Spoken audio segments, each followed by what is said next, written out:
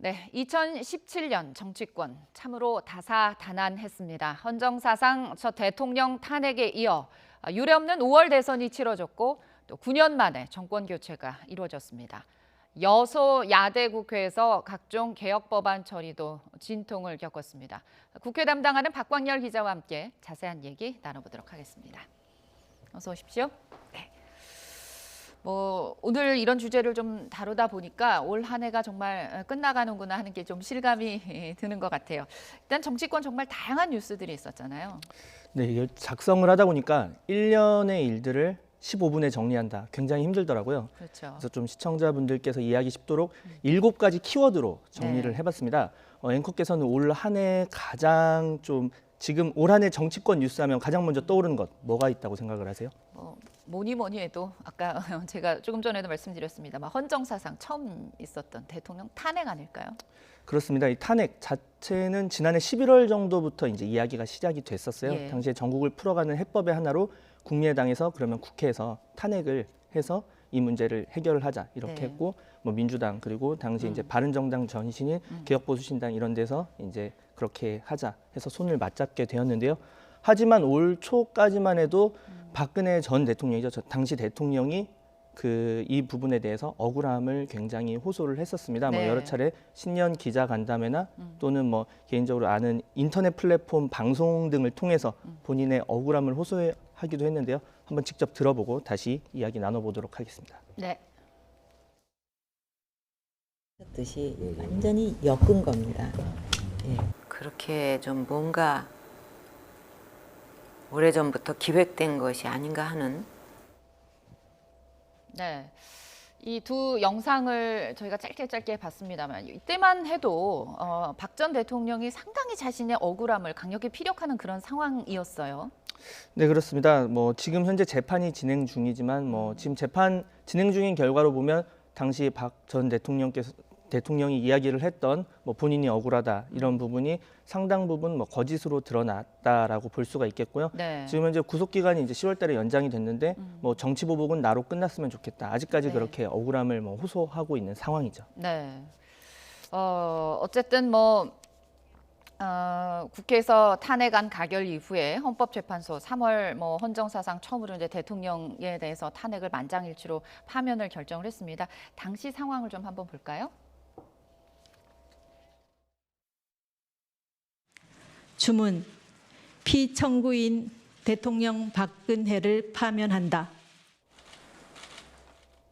네, 이 결정이 이제 나온 직후에 박 전 대통령 바로 이제 청와대를 나오게 되었고 네. 또 이제 구속이 됐습니다. 구속이 네. 됐고 지금은 이제 당시에 문제가 됐던 건 국정농단이었어요. 그러니까 최순실 네. 국정농단 뭐 이런 부분이었는데 지금은 또 청와대 특활비 상납 뭐 그런 부분까지 이제 이어져서 현재 구치소와 또 법정 이렇게 오가면서 재판을 받고 있는 그런 상황입니다. 네, 일부 조사에 대해서는 거부권도 지금 행사를 하고 있고 그런 상황입니다.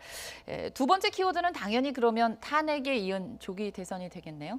네, 맞습니다. 그래서 장미 대선이라고 하죠. 그래서 네. 원래 벚꽃 대선 얘기를 했다가 이제 5월 달엔 벚꽃이 안 피니까 네. 이제 장미 대선으로 이야기를 했는데 원래 같았으면 한 열흘 전쯤 대선이 있었을 거예요. 그러니까 원래 그렇죠. 대통령 원래 탄핵이 예정대로라면. 없었다면 네, 이제 네. 12월 달에 대선이 있었을 건데 네. 그렇다 보니까 굉장히 짧은 시간이었어요. 탄핵 결정 뒤에 이제 3월에 탄핵이 결정되고 5월에 대선이었으니까 네. 한 60여일도 안 되는 네, 기간 동안에 이제 대선이 다 이루어졌어야 했고 그래서 후보들이 상당히 이제 그러니까 탄핵 전부터 사실상 이제 대선을 준비를 했다고 볼 수가 있겠는데요. 네. 올해 초 이 또 대선 관련해서 뭐 잠룡이라고 하죠. 잠룡 중에 또 생각나시는 분 있다면 혹시 누가 좀 떠오르세요?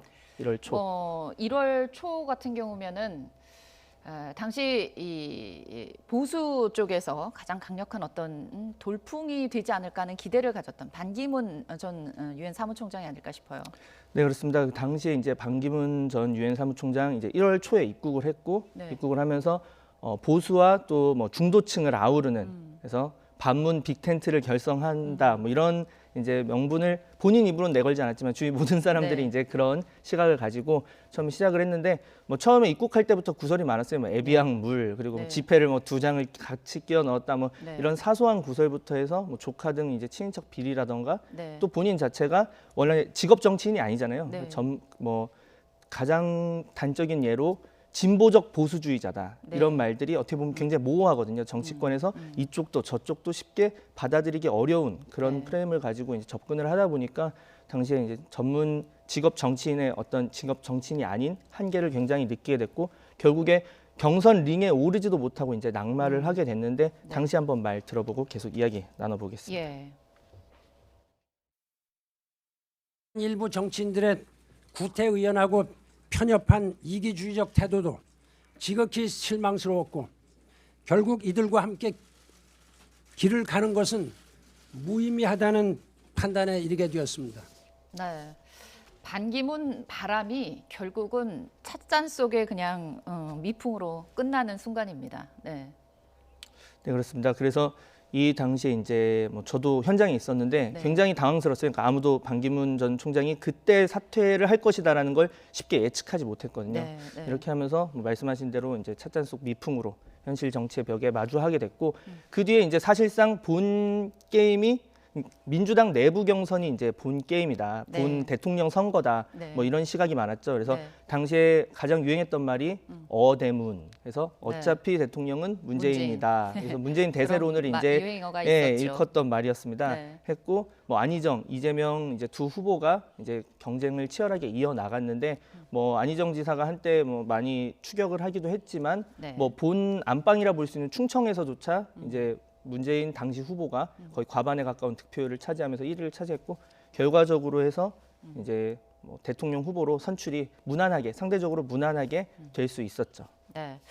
문재인 당시 후보로 이제 민주당의 대통령 후보가 결정이 된 직후에 그때 일시적으로 안철수 후보의 지지율이 급상승했었어요. 올 한 해 유행어를 꼽은 게 얼마 전에 이제 여러 네. 군데서 이제 연말이 되면 나오잖아요. 한 해 네. 유행어. 거기서 정치인으로서 유일하게 유행어에 들어간 게 뭐였는지 아세요?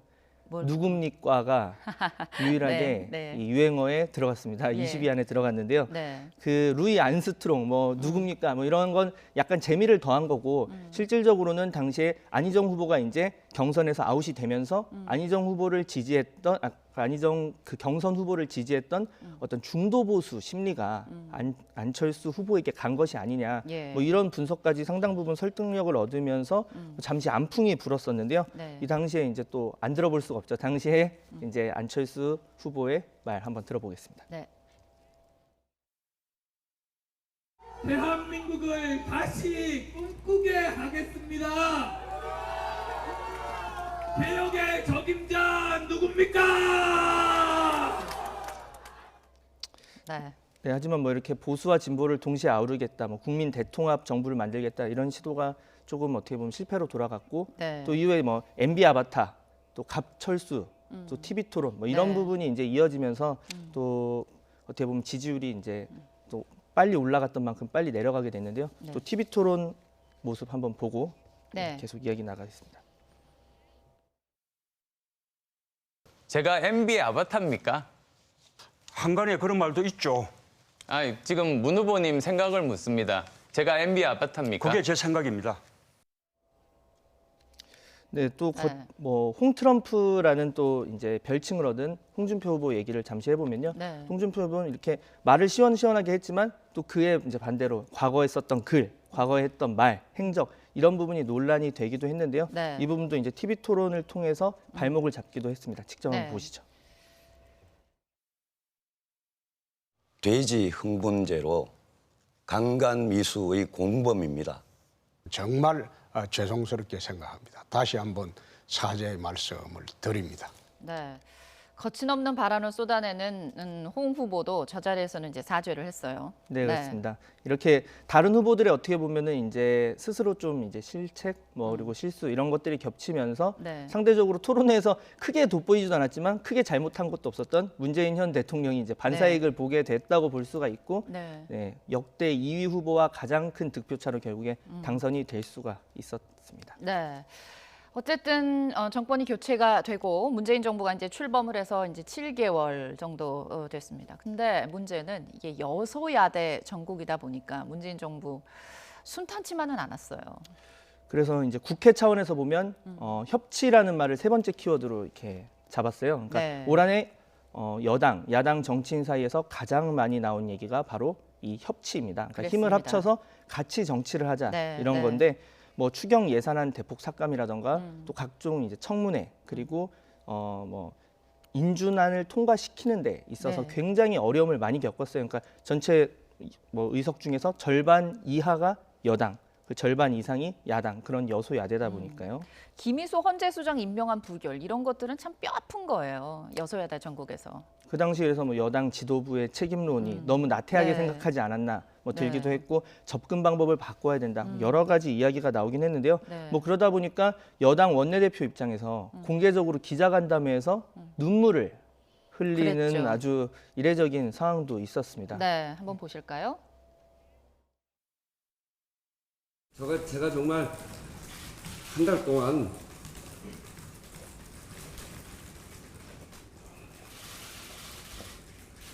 달 동안 참고 참으면서 그분들의 이야기를 들었습니다. 자유한국당이 너무하지 않습니까? 네. 네, 거기에 또 국민의당과 이제 제보 조작 뭐 파문 사건 이런 것으로 또 그 당시에 이제 추미애 당 대표가 네. 머리 자르기다. 이건 네. 꼬리 자르기가 아니라 머리 자르기다. 자르기라는 뭐 이런 표현을 얘기를 썼죠. 하면서 뭐 청와대가 대리 사과를 하는 비서실장이 와서 대리 사과를 그렇죠. 했죠. 또 네. 이게 뭐 패싱이냐, 네. 당 패싱이냐 아니냐 뭐 이런 얘기들이 되면서 굉장히 뭐 곤혹스러운 상황에 처하기도 했는데요. 네. 또 자유한국당이 대선 패배를 어떻게 보면 더 강경하게 여당의 강경 대응으로 나가자 이런 식으로 기존 지지층을 결집하는 방식으로 이제 선회를 하면서 네. 저희 기존 여당의 집권 여당 또 정부에 날을 세웠고요. 이런 가운데서 이제 국민의당은 뭐 존재감을 어떻게 보면 양쪽 두 정당 모두 과반을 차지하지 못하는 상황에서 네. 본인들이 이제 어느 쪽에 이제 손을 들어주느냐에 따라서 그쪽 이제 캐스팅 보트라고 흔히 얘기를 하죠. 네. 그래서 캐스팅 보트 뭐 민주당도 어느 정도 비판, 또 자유한국당도 비판하면서 이제 존재감을 키웠고요. 뭐 결국에 국민의당을 합쳐야 과반이 넘다 보니까 국민의당을 설득할 수 있느냐 없느냐가 어떤 인준안이나 각종 법안 통과의 핵심이었다. 그래서 여당을 들었다 놨다. 또 그렇죠. 마찬가지로 한국당도 들었다 놨다. 네, 이렇게 볼 그랬습니다. 수가 있겠습니다. 네, 녹취 한번 들어볼까요? 정치 세력끼리 자기 존재감을 드러내기 위해서 골목대장도 하지 않는 짓을 신사인 척 하지 않았으면 좋겠습니다. 국민의당 의원님들께도 감사드리면서 앞으로 사법개혁과 우리 사회 개혁을 위해서 국민의당과도 협치의 문을 더 열어나가겠다 이렇게 생각합니다. 네, 국민의당의 존재감을 확실히 보여줬던 그런 두 사건 이후에 헌재소장 인준안이 부결된 직후에 추 대표가 저런 멘트를 했었고요. 또 대법원장 인준 직후에는 또 우원식 원내대표가 이 얘기를 했습니다. 확실히 존재감은 보여줬어요. 그렇습니다. 같은 정당의 네. 대표와 원내대표가 또 그 각각 사안마다 이렇게 다른 이제 액션을 취한 건 다른 사안이었기 때문에 다른 액션을 취했지만 그만큼 이제 국민의당에 하나는 되게 볼멘 소리, 하나는 네. 감사하다는 얘기, 네. 그만큼 존재감을 보여줬다고 볼 수가 있고 어쨌든 총선을 앞당길 수는 없어요. 그러니까 네. 총선은 2020년에 있기 때문에 네. 약 3년 정도 동안은 이런 상황이 아마 반복이 될 건데 네. 뭐 앞으로 정계 개편 상황을 좀 봐야겠지만 네, 상당히 허물호가 예상된다 이렇게 볼 수가 있겠습니다. 네, 정계 개편이 없는 한 문재인 정부 한 임기 절반까지는 이런 여소야대 전국에서 또 나름의 해법을 찾아야 하는 그런 큰 숙제를 안고 있는 셈입니다. 이 새 정부 출범 이후에 곳곳에서 이제 제일 많이 나온 얘기 중에 하나가 또 적폐청산이었어요. 근데 정치권도 예외는 아니었죠. 네, 그렇습니다. 그래서 네 번째 키워드로는 적폐청산을 꼽았는데요. 네. 일단 정부 출범과 함께 적폐청산이 본격화됐고 대통령도 공공연하게 적폐청산 필요성 여러 네. 차례 있다. 나라다운 나라를 만드는 시발점이 될 것이다. 이렇게 이야기를 했고 대규모 검찰 수사와 함께 각 부처마다 적폐청산을 위한 청산 작업 TF를 만들거나 이렇게 했죠. 그래서 최근 발표됐던 국정원의 과거 청산, 또 네. 위안부 재검증, 개성공단 폐쇄가 독단적이었는지 이런 결정에 대한 검증 이런 것들이 다 적폐청산의 어떤 일환이라고 볼 수가 있겠고요. 네. 또 그러다 보니까 이제 국회 차원에서도 민주당에서도 당내 TF 등을 만들어서 네. 적폐청산 검증을 하고 네. 좀 더 가속화하기 위한 움직임을 보였죠. 또 국정감사에서도 사실상 이명박근혜 네. 정권에 대한 그러니까 현 정부는 출범한 지 얼마 안 됐잖아요. 예. 그러니까 국정감사라는 것 자체가 어떤 올해 1월부터 지금까지의 어떤 국정에 있어서 문제가 있는 것은 없는지를 네. 이제 그 입법부인 국회에서 이제 확인을 하는 건데 그게 이제 지난 정부의 어떤 네. 문제들을 이제 주로 확인을 하는 그런 과정이 됐고 정치권도 적폐청산이라는 어떤 소용돌이에 휘말리게 됐습니다. 그래서 뭐 친박계의 핵심이라고 꼽히는 뭐 최경환, 이우현 이런 자유한국당 의원뿐만 아니라 또 전병헌 전 청와대 정무수석 이런 네. 일부 여당 인사들에게도 이제 불똥이 튀게 됐는데요. 네. 이제 관심이 끄는 거는 결국에 이제 이 최종 그러니까 적폐청산의 최종 결국에 목적지라고 봐야 할까요? 그러니까 결국 이명박 전 대통령에 대한 수사로 이어질 수 있느냐, 이어질 네. 것이냐, 그럼 그 시기는 언제냐 네. 이런 것들이 가장 관심사인데 일단 공식적으로 이명박 대통령이 근데 이 부분에 대해서 상당히 불쾌감을 드러내놓고 표시를 했거든요. 예, 얘기 한번 들어보죠. 그러나 지나간 6개월 적폐청산이라는 명목으로 보면서 이것이 과연 개혁이냐, 감정풀이냐, 정치적 보복이냐 이런 의심이 들기 시작했습니다. 네. 개혁이냐, 감정풀이냐, 정치 보복이냐 이런 의심이 들기 시작했다. 이제 대놓고 불만을 표시한 거라고 볼 수 있죠. 네 그렇습니다. 그래서 이 이명박 전 대통령뿐만 아니라 아마 이런 것들이 지금 야당, 특히 자유한국당에서 이제 주장하고 있는 내용이에요. 이게 네. 뭐 정치 보복이 아니냐, 한풀이가 아니냐, 네. 뭐 이런 이야기를 하고, 그러니까 국회는 상당히 딜레마입니다. 국회에서 어떤 법안을 위해서 협조는 받아야 되는데 네. 또 그 협조의 가장 큰 파트너인 제1야당에서 이렇게 적폐청산에 대해서 반발하면서 우리 법안도 처리 안 하겠다 이렇게 네. 하니까 여당 원내 지도부가 상당히 어려움이 있을 텐데 그러다 보니까 여권 일부에서는 적폐청산 당연히 해야 됩니다. 과거에 뭐 어떤 문제가 있으면 그것을 이제 어떻게 보면 되돌리는 작업이라고 여권 일부에서 생각을 하는데 하지만 과감하면서도 좀 신속하게 그리고 뭐 검찰이나 이런 곳에서 더 할 수 있게 그러니까 국회보다는 검찰 이런 쪽에서 하자 뭐 이런 이야기도 있고 네. 다양한 의견들이 뭐 대두가 되고 있는 상황입니다. 네. 지금까지 저희가 이제 탄핵, 그다음에 장미 대선, 협치, 적폐청산까지 이제 올해 정치권을 정리를 하면서 이제 4가지 지금 키워드를 봤어요. 5번째 키워드 대선 패장들의 빠른 귀환을 꼽아주셨나요? 이제 과거에 보면은 뭐 예를 들어서 김대중 전 대통령 92년에 그 14대 대선 패배하고 나서 영국으로 떠났습니다. 그랬죠. 네. 그게 주로 이제 대선을 패배한 후보들, 유력 후보들이 이제 택한 방식이었어요. 그렇죠. 한동안 외국으로 가서 대중 시선에서 좀 떨어져 있다가 와신 상담이라고 그러죠. 이제 열심히 이제 다시 채워서 이제 다시 돌아왔는데 요번에는 대선 패장 뭐 우리가 얘기하는 홍준표, 안철수, 유승민 대표들이 생각보다 상당히 빨리 돌아왔어요, 정치권으로. 아무래도 그만큼 그 각 당의 상황이 녹록지 않았다 이렇게 볼 수가 있을 것 같아요. 네. 그러니까 당의 어떤 유력 주자, 뭐 다른 그 이번에 선거에 나갔던 뭐 말씀하신 홍준표, 안철수, 유승민 후보를 제외한 다른 사람이 맡아서 당을 좀 이끌 만한 상황도 아니었고 네. 또 각 후보들이 어떤 정치적 판단이었을 수도 있고 네. 또 상황이 그 후보들로 하여금 그런 선택을 예상보다 빠르게 하도록 만들었을 수도 있겠죠. 전국 네. 상황 자체가. 그래서 가장 빨리 돌아온 사람은 역시 홍준표 대표입니다. 네 그렇습니다. 그래서 홍준표 대표 처음에 복귀를 하면서 뭐 대법원 선고 이런 문제도 있고 했는데 그런 문제 털어냈고 지금 현재 친박 이제 청산에도 아주 빠른 속도로 그래서 초반에 친박계 의원들의 이제 반발, 뭐 저항도 있기도 했는데 네. 최근에 원내대표 선거를 보면 네. 친박계 이제 후보가 많은 표를 못 받았어요. 예. 대신에 이제 친홍이라고 불리는 이제 복당파 김성태 의원이 이제 원내대표로 선출이 된 것 이런 것들을 보면은 지금 이제 어느 정도 당에서 홍준표 후보가 사당화라는 말이 나올 정도로 홍준표 대표가 당 사당화라는 말이 나올 정도로 입지를 굳혔다 이렇게 볼 수가 있겠는데 네. 한번 홍준표 자유한국당 대표 말 들어보시죠. 네. 6년간 박근혜 전 대통령 및 팔아서 호가 호위했던 분들입니다.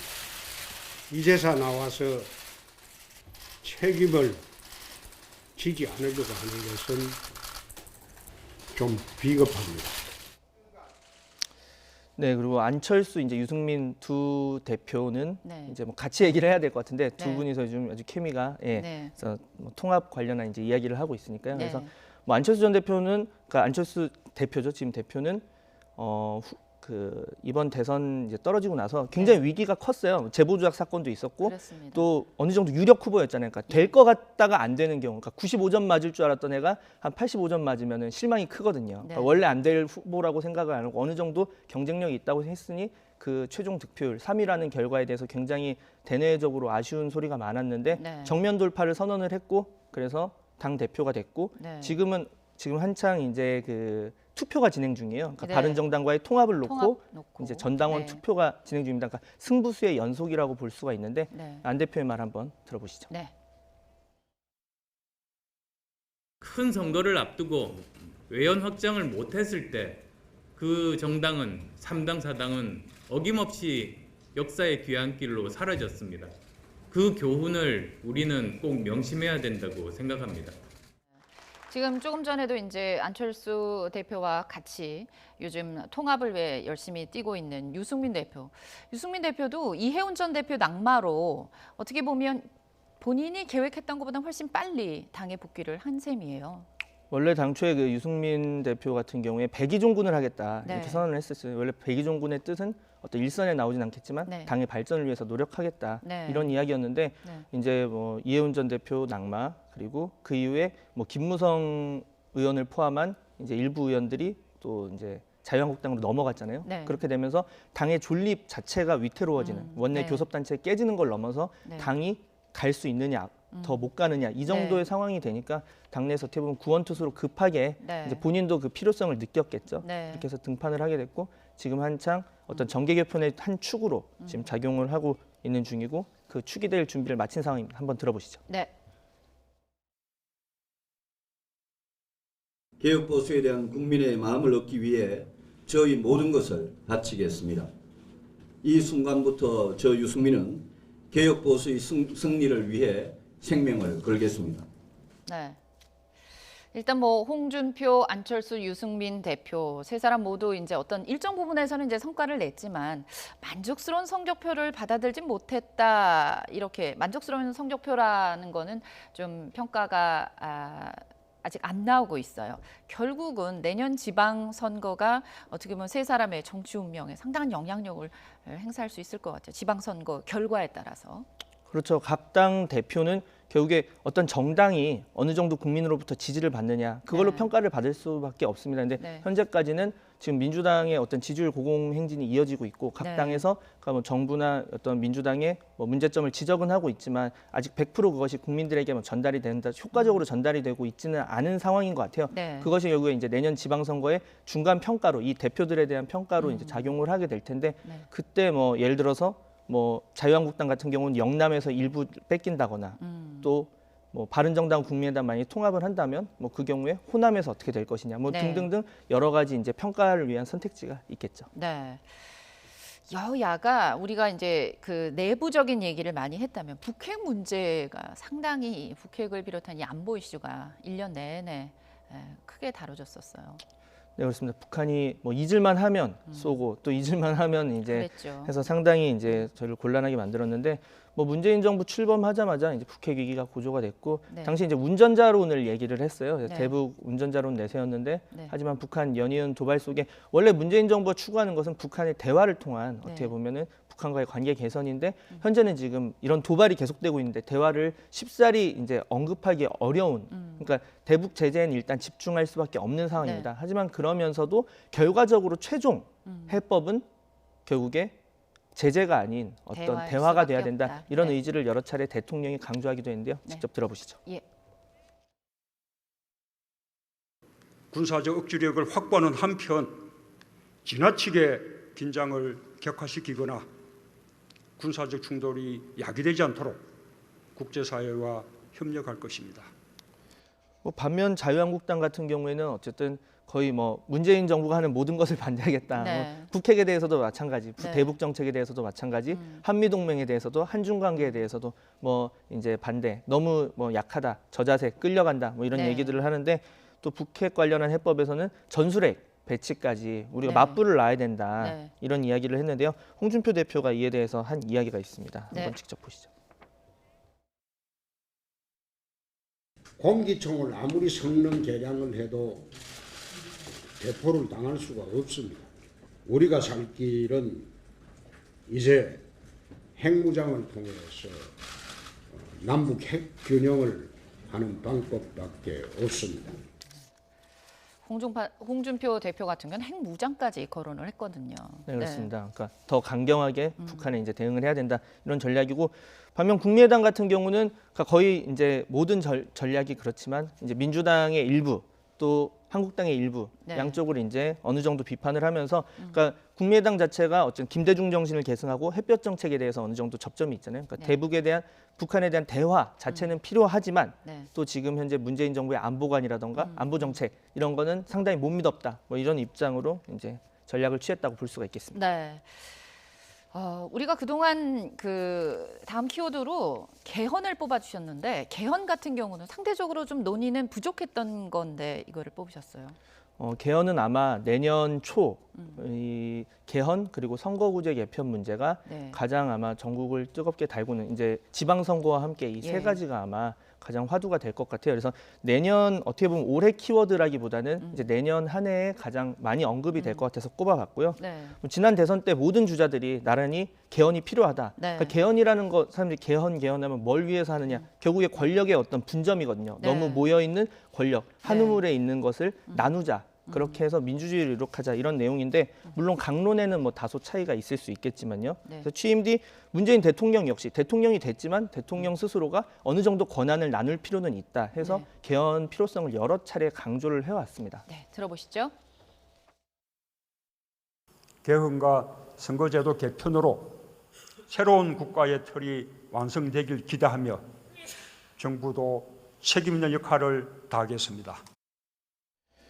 하지만 이런 개헌안 마련, 그리고 결국에 국회 3분의 2가 동의를 해야 되는데 네. 이 통과가 굉장히 어려운 문제인 것이, 뭐 국민 기본권 이런 부분에 대해서도 다들 생각이 조금씩 다를 수 있겠고요. 예. 또 아까 말한 권력 구조, 결국 이원 집정부제를 할 거냐, 그러니까 대통령과 총리를 좀 나눠서 이원 집정부제를 할 거냐, 아니면 4년 중임제로 기존 네. 우리 5년 단임제, 5년 대통령 단임제의 폐해를 좀 해결할 것이냐, 뭐 이런 강론에 대해서 굉장히 이견이 많습니다. 각 당의 이해관계가 이것은 얽힌 네. 문제이거든요.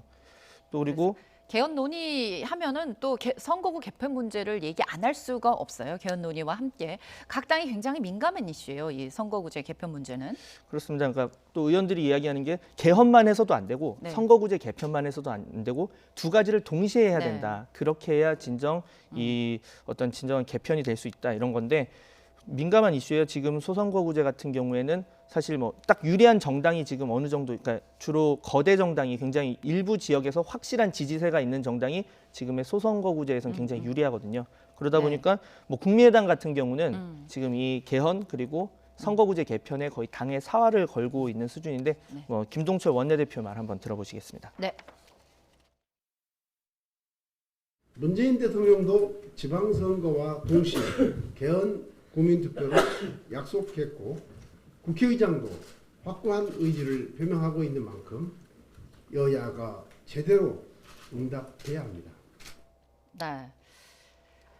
결국 국회가 각 정당 의원 이해관계가 엇갈렸지만 그럼에도 그걸 차원을 뛰어넘는 그런 논의를 해야 되는 거잖아요. 그러기 위해서는 아무래도 국민들의 어떤 열망이 필요할 것 같아요. 지난번 이 탄핵을 이끈 건 결국에 촛불을 들고 광장에 나온 국민들의 네. 열망이 이제 국회로 이어졌고, 그것이 이제 헌법재판소로 이어졌는데, 네. 그런 것처럼 개헌, 선거구제 개편 필요하다고 생각한다면, 국민들의 그런 열망이 있다면, 지금 현재 뭐 자유한국당 같은 경우는 일부 이유를 들어서 반대하고 있고, 뭐 국회에서 여러 목소리가 나오고 있는데, 그런 것들을 해결할 수 있는 방안, 뭐 국민의 민의가 바로 아닐까, 그렇게 생각을 해봅니다. 네, 지금까지 올 한 해 정치권 7가지 키워드를 중심으로 살펴봤습니다. 박광렬 기자 수고하셨습니다. 고맙습니다.